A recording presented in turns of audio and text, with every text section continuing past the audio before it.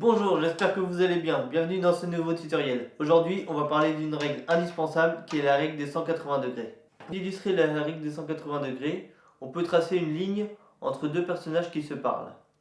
L'objectif, c'est de jamais franchir cette ligne.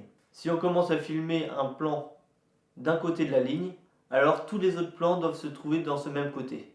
Cette règle donc permet de garder une cohérence spatiale entre les plans. Si cette règle n'est pas respectée, alors les personnages au cours d'un dialogue regarderont dans la même direction, ce qui peut porter à confusion. On aurait l'impression qu'ils parlent à un troisième personnage. Je vais modifier cette séquence spécialement pour vous montrer l'exemple. Je pivote cette séquence à 180 degrés et je vous montre le rendu. Si on ne respecte pas la règle des 180 degrés, alors le spectateur va être déstabilisé.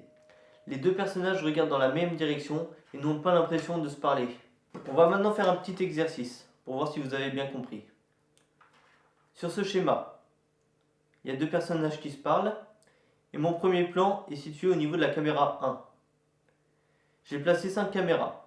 À vous de me dire quelles sont les caméras qui peuvent être utilisées et celles qui ne peuvent pas être utilisées. Je vous laisse 5 secondes pour réfléchir.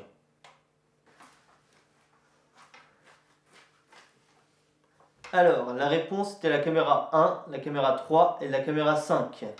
Si vous avez eu la bonne réponse, bien joué à vous.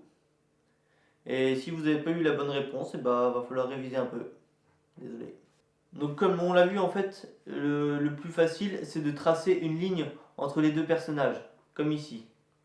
Et ensuite, on repère où est placé le premier plan. Et donc, à partir de ce plan-là, il ne faut jamais franchir la ligne. Donc on peut placer les caméras partout où on veut, mais en restant de ce côté de la ligne.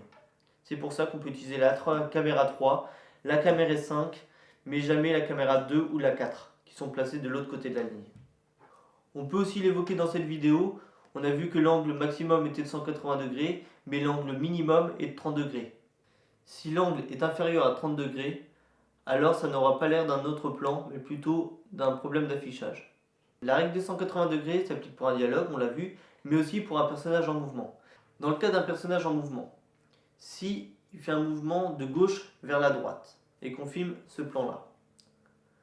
Si dans un second plan, on ne respecte pas la règle des 180 degrés et qu'on filme toujours ce mouvement, on aura l'impression que le personnage va de la droite vers la gauche. Et donc, le spectateur aura l'impression que le personnage recule. Ça peut donc porter à confusion sur la compréhension de l'histoire. Merci d'avoir regardé ce tutoriel, j'espère que vous avez compris la règle des 180 degrés qui est une règle très importante au cinéma. Si vous avez des questions, n'hésitez pas à les poser dans les commentaires. Surtout, likez et abonnez-vous à ma chaîne pour ne rater aucun tutoriel. Allez, salut et à la prochaine!